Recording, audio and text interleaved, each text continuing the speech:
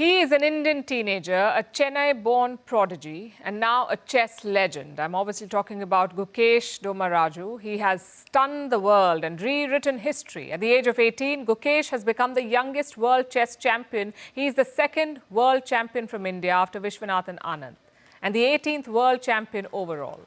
He achieved this laurel at the FIDE World Chess Championship in Singapore. Gukesh defeated the defending champion, China's Liren, who held the previous record at the age of 22. It was a dramatic match. Tensions were high. This was a 14-game match. Before the last game, the match was tied. It looked as though the final game was heading for a draw, but it came to an unexpected close. After nearly 5 hours of play, Ding cracked. He blundered. He made a simple but terrible mistake, and Gukesh exploited the error. He forced an end and clinched the title. Ding walked away, despondently shaking his head, and Gukesh, who is normally stoic, clasped his hands at the board, overwhelmed by the victory. He burst into tears.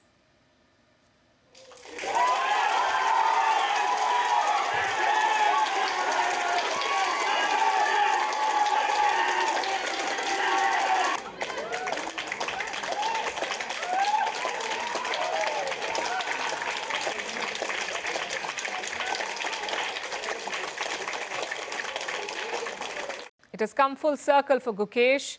He has wanted to be world champion since 2013, when he was just 7 and watched the World Chess Championship match in Chennai. It was played between Magnus Carlsen and Vishwanathan Anand, who was then the world champion. Gukesh sat in the audience at the edge of his seat and watched Carlsen win the title. But nearly a decade later, that same Gukesh has returned the glory to India and marked the peak of his own career, which has already witnessed a long string of achievements. Gukesh became a grandmaster at the age of 12. He has won the candidates. He has dominated the Olympiads by winning individual golds in the last 2. And now, he's the ultimate victory for this prodigy, who has earned the $2.5 million prize fund and received a flood of congratulations, including from Prime Minister Narendra Modi, who called Gukesh, and I'm quoting, an inspiration for millions of young minds. But not everyone is impressed. Carlsen, for one, has criticized Gukesh's performance, saying that it is hard to understate how bad this was from Gukesh. But Gukesh does not mind the criticism. In fact, he says, and I'm quoting, "It kinds of fires me up."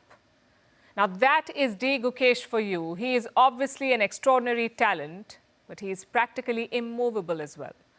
Because he doesn't just have the skills, he has the composure, he has the mental stamina, the mental fortitude to handle pressure. We know that Gukesh has a mental conditioning coach who calls the grandmaster deeply self-aware. And we witnessed this quality in Singapore, not just during the game, but before it as well, when both players were asked to select a playing chair. They had 7 different options. Ding chose a simple office chair, while the ever-humble Gukesh chose this out-of-character dominant gaming chair. It shows you his mindset. All the grandmasters are already winners in their own accord. But what differentiates Gukesh is his mental strength. It has helped him stand at the apex of a robust chess world. He wants to have, and I'm quoting, a very long career to the top.